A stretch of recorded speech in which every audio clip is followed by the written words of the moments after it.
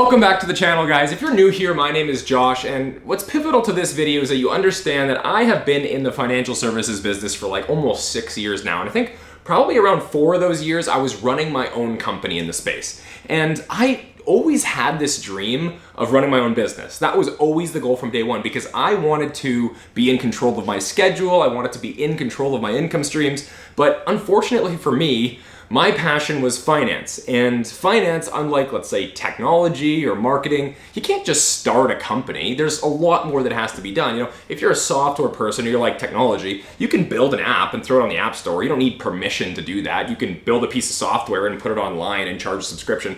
If you want to run a marketing company, just start advertising on Instagram and people will start to come to you. You don't need to pass all these regulations and deal with lawyers and compliance and all these complicated plumbing and infrastructure that you might need in another business like finance. And so for me, it was a lot more difficult to get started in this business than it is in most businesses. And those were my main concerns. If you're a financial advisor or you're someone who's in the financial industry, you can probably really empathize with the fact that there's a lot going on behind the scenes, right? One of the big things that was always front of mind for me is like compliance and regulation and am I going to get in trouble and end up in court? If I do something wrong, am I like in serious trouble? Another thing I was worried about is brand awareness. Like people want to invest or work with someone in an established company with an established brand, and I was going out on my own. Would people trust my brand? And at the end of the day, if you're running your own company, the buck kind of stops with you. And if you're working for somebody else and a client has a massive issue or something very horrible happens, you can always kind of push that upstream to your managers and they'll kind of take care of it and put out the fire. But if you're running out your own business and something horrible happens, who are you going to rely on? Who are you going to go to? And these are things you might be thinking if you're thinking about going out on your own or starting your own thing.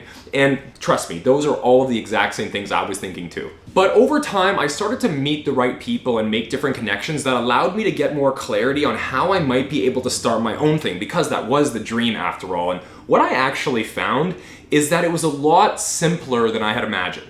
Before I go any further into any of this, there's a massive threshold that we have to get over before we discuss anything about starting your own business. And I know a lot of people watching this are either financial advisors or aspiring advisors or people who are in school to become an advisor.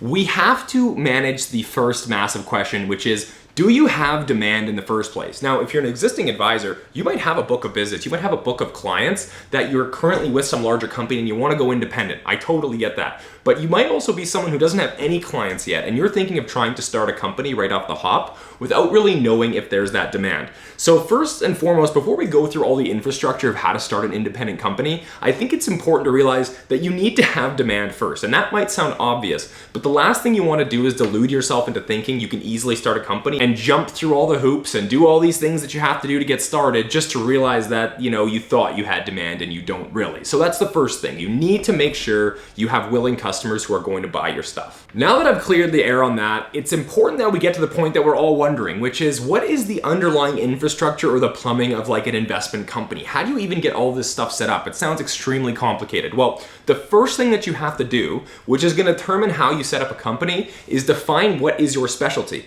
Like within financial services, there's a million things you could do. I'd say probably the 3 or 4 main ones would be financial planning, help people do actual projections and plans and using software to help people achieve their goals. Investments, which is getting people savings into a place where it's actually growing and helping them generate returns and building investment portfolios. There's insurance, which is about selling people way too much stuff that they don't need so you can make a massive commission and maybe protect some of their life and disability and things like that. And lastly, things like mortgages, financing, other products like that. Now, for the sake of today, I'm going to really hone in on what it is that I do. And I would say that first and foremost for me is probably investing and financial planning. Those are like our biggest services. So I want to talk about the plumbing that's required to build a business like that. Once you've defined where you want to specialize, you'll realize why that's so important right away, because the biggest thing you need to do, whether you're going to start your own business or not, is have the right license and credentials. Whether in the US or you're in Canada, you're going to need different licenses to distribute different products. If you're doing financial planning, you're probably going to need some sort of planning credential like a CFP. I think that's probably the one you'd want to go for. If you're going to be doing investments, you'll need a Series 7 in the US or the CSC in Canada or other things like that. And for insurance, you're going to need your own provincial or state qualifying exam to actually sell and distribute insurance. So once we've thought about do we have demand and we thought about what do we specialize in, now you actually have to go and study and get the right credentials. You see, this isn't as easy as just starting a business. There might be a couple years of education you have to go through just to get the licensing. For the most confusing thing of all, where are we going to get distribution? That's the massive question. When I was an independent advisor, I knew that I had this big company behind me, and when we needed to do insurance or investments, all the infrastructure was in place, that we were connected with the stock exchange and with custodians that would allow us to buy and sell and invest and insure people on our clients' behalf. But then when you're on your own, you're like, how does all this work? Like, this makes no sense. I don't really understand what's lying underneath. And I think that is where most people get stuck, is they see that as the most complicated thing, and they kind of stop right there and think that just must be too mind-numbing to ever understand, so I'm just not even going to give it a try. If you know what your specialty is, you can know exactly where you want to hone in. And this is where I need you to kind of stay with me for a second. And this is technical, so please leave a comment below if you'd like to know a little bit more about what I mean by these. But the great thing is that many people have gone independent before you. Other people have left a big company to start their own, and there are other people who have actually built a business to help you leave and start your own. I think a lot of people don't understand that many businesses, and even most businesses, are just a collection of other people's businesses kind of recombined and repackaged and sold again. So if you take a marketing agency as an example, they're using Adobe Photoshop, which is Adobe's company, and they're booking clients with Calendly, which is a different company, and they're using G Suite like Gmail to do communications. It's just a company that's using a bunch of other companies. And when you're building a business yourself, what you're finding is you're going to be leveraging a lot of what we call B2B software or B2B infrastructure. You're going to be looking at other companies who are going to help you build your company.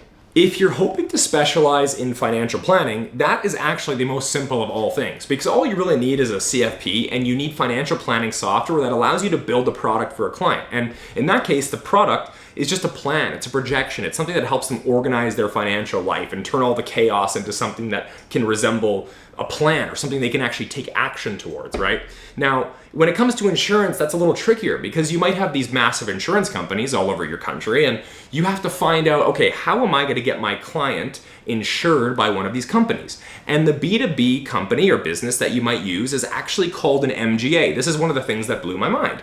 I don't actually have to go to all these massive insurance companies, MetLife and New York Life and Canada Life and all these different places, and actually get a contract with them. I could go through a company called an MGA that would get me contracted with every major insurer, so I didn't have to do that individually.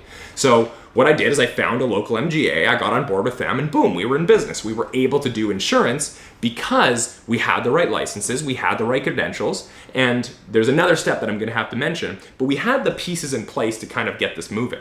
And lastly, the most complicated is for sure the investment side, because think about how complex investing is. When you want to invest in something, there's some company out there like Amazon, and they have to go public by going to a big investment bank and IPOing and getting those shares into people's hands, and it had to make its way to the stock exchange and then into people's portfolios. And there's all this abstract notional stuff going on, and we don't really see much of it. But the great thing is there's a business-to-business platform involved in helping independent advisors get linked up with the stock market and invest on behalf of their clients. And these are called independent dealer networks or independent custodians. And what these companies actually allow you to do is take an existing business of financial advisory clients and migrate them over to something that is more independent, away from a large company.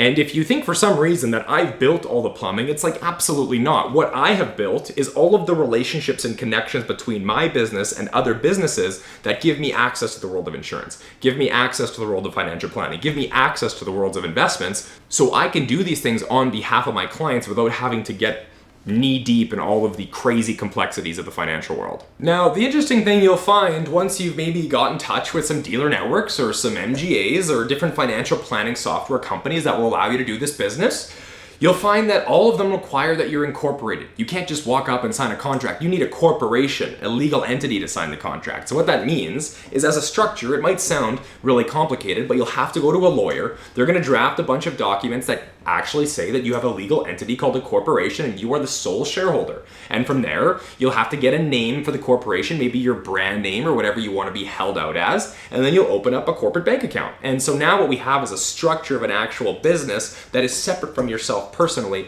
that can sign contracts and be involved in deals like this. And that is going to be required. I have never seen someone do this sort of business in a way where they're not incorporated. It's mostly required for the kind of contracts you have to sign. So to quickly recap, we need to first find if we have demand. From there, we try to find where we're going to specialize. And once we know where we're going to specialize, we get the right credential or license to operate in that field.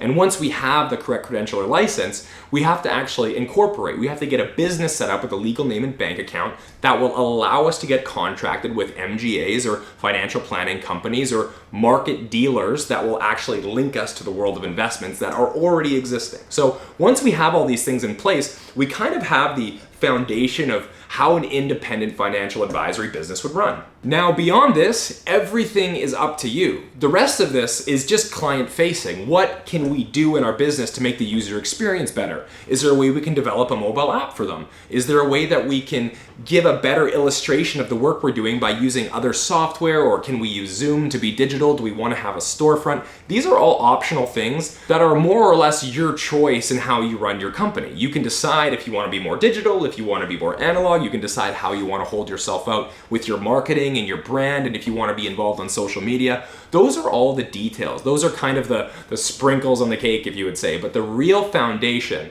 is about getting incorporated and getting yourself linked up with the right relationships and the right partners to actually give you access to the world of capital and the world of financial products.